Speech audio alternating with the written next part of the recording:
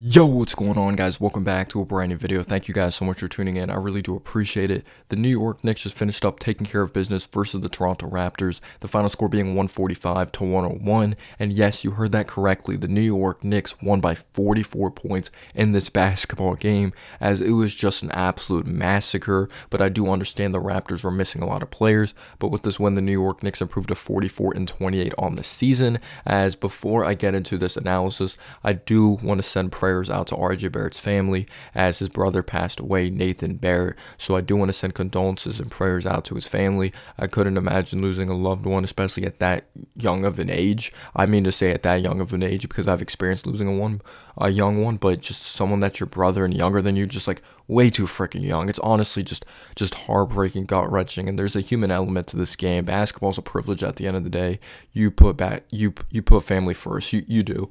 And same thing with Emmanuel Quickly. I have a lot of respect for what he's doing as well. He's putting his family first. Someone that's especially been known for he's very close to his family. That's been documented when he's been with the New York Knicks when they've talked about Emmanuel Quickly, as his uncle passed away. So I just want to send prayers out to those guys.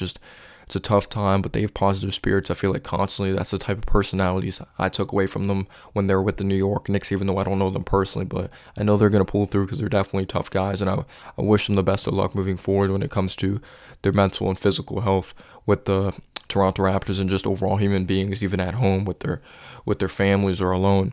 And as well with the Raptors, they had some guys out, such as Chris Boucher. I believe he's out with an MCL. No Jakob Poeltl in this game. Obviously, no Scotty Barnes. Just missing a lot of players. The Raptors were missing a lot of players in this game, especially some notable names. So you wanted to see the New York Knicks take care of business, and that's what they definitely did. Obviously, we continue to have no OG Anunoby, as I don't even know right now. I'm just going to wait and see what happens with OG, because I don't want to give you guys any false information. I just know, like, he's inflammation going on with his elbow. I don't know how serious it is. I'm not going to pretend to be a doctor and say, oh, he's going to be back soon, and pretend everything's okay, because I don't know if everything's honestly going to be okay with OG Anunoby. Randall, I saw him warming up, but the latest I saw reports of him is that he still hasn't been cleared for like full-on contact when it comes to that shoulder, especially because he relies on physicality, so they're still going to be careful with that. But we did get Mitchell Robinson back in this game, which was really freaking awesome, especially because when Mitchell Robinson went on to get injured early on in the season, there was like projections that he probably wasn't going to be back like at all this season, and we're going to have to wait till maybe he'll come back when it comes to playoffs. But no, his progression's been amazing when it comes to his rehab, and we didn't overplay him tonight, which I absolutely love. He only played 10-12 minutes. When it came to his reactionary skills out there on the floor, when it came to like reacting to get the ball, yeah, it was a little sloppy at times, and you could tell there's a rust factor, which is completely fine. He's going to get back into the swing of things. And when it came to the small ball lineup, there was some deficiencies a little bit defensively, but when it comes to his second jump and still his timing of blocks is still there. He had 2 blocks in 6 minutes, still went after offensive boards. He still played his ass off. It just shows the presence of him defending shots.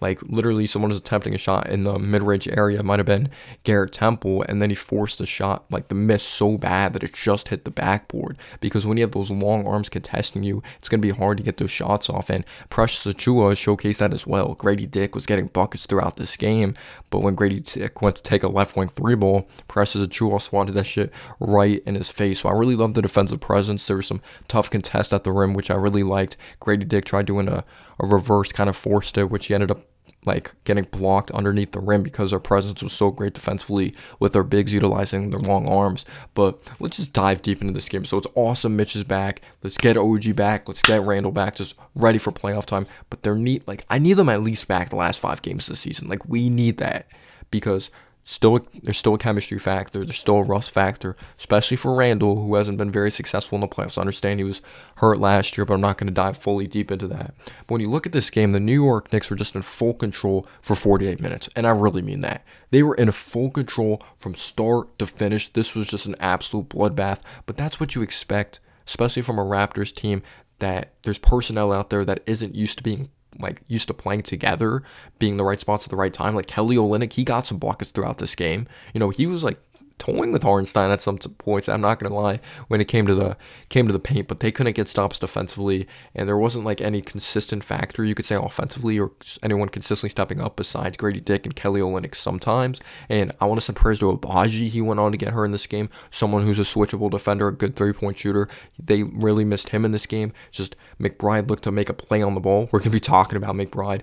Looked to make a play on the ball in transition when Abaji was going up. I really liked him coming out of Kansas. He was screaming in pain the way he landed, just awkward moment, the collision of the bodies, and he's screaming in pain. He went on to hurt his hip. That's what the commentary went on to say. So he's too young to be hurting his hip, and I send prayers to him because I really like him as a player, and he seems like a good human being. I really liked reading about him coming out of Kansas, but McBride just set the freaking tone. They had no answer for McBride early on in this game. McBride finished this game making 9 3-pointers. He had 29 points in this game, but he wasn't a ball hog. He had 7 assists. He did an excellent job playing off the ball. We already know how he hounds defensively, playing those passing lanes, being an amazing on-ball defender, but he hit 6 threes in the first quarter, which tied a Knicks record, and I believe it was Quentin Richardson, the graphic on the screen, as well as John Starks for the most. He tied the record for the most threes in a quarter with 6 threes, and I honestly thought he was going to literally break Dante's record. You know, Dante broke the record for the most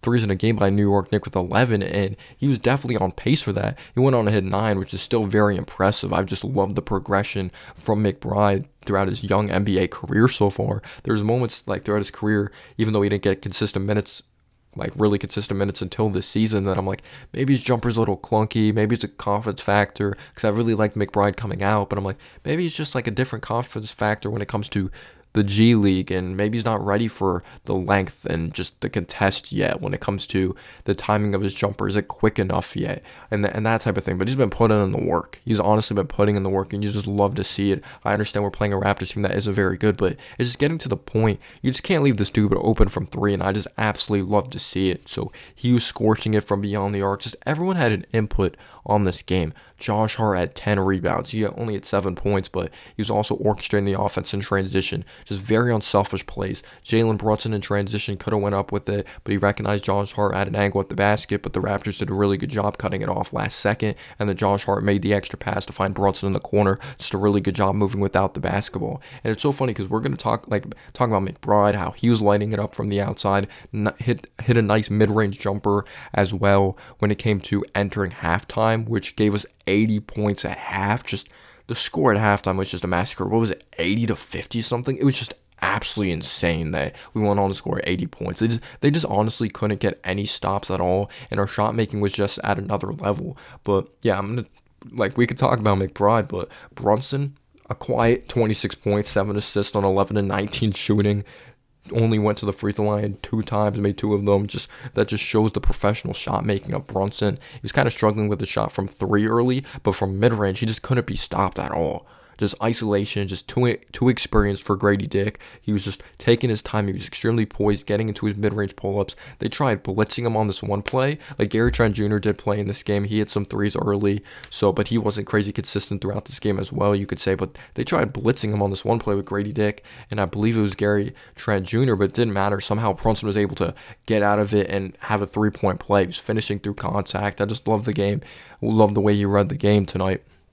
2-man game with anyone cutting to the basket. You just absolutely love to see it. So credit to Jalen Brunson. He showed up. He didn't underestimate his opponent. He went out there, killed, took care of business as usual. Hartenstein played very hard. There were some plays that he did get schooled by Kelly Olynyk, but there was just a few plays. I really liked the aggression Hartenstein played with at the rim when they would double Brunson or they would trap him at the top of the key, made the fundamental read, found Hartenstein flashing in the middle, and he would throw down a dunk. So just overall, there's no complaints at all by the way this game was played. Precious Achiuwa killing it on the glass.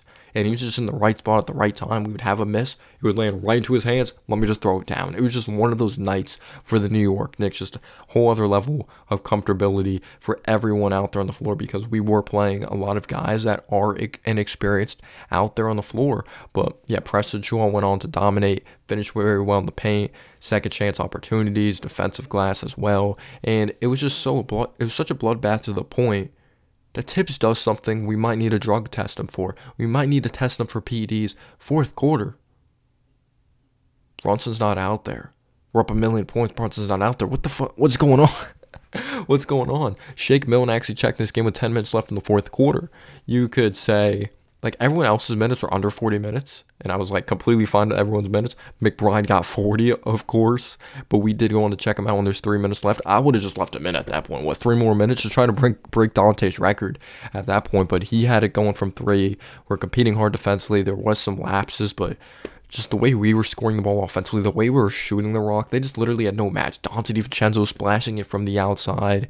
You know, we shot 50% from 3. We were 22 for 44, I believe, from 3. Shot over 50% from the field. We were finishing in the interior. We're shooting it well from mid-range, shooting it well from the outside. We're dishing the heck out of the basketball, and we're not known as a team that's very great at dishing the basketball if you look at the statistics. But no, just we were making the extra pass tonight, and you just absolutely love to see it. We're feeding the open man, we're feeding the hot hand.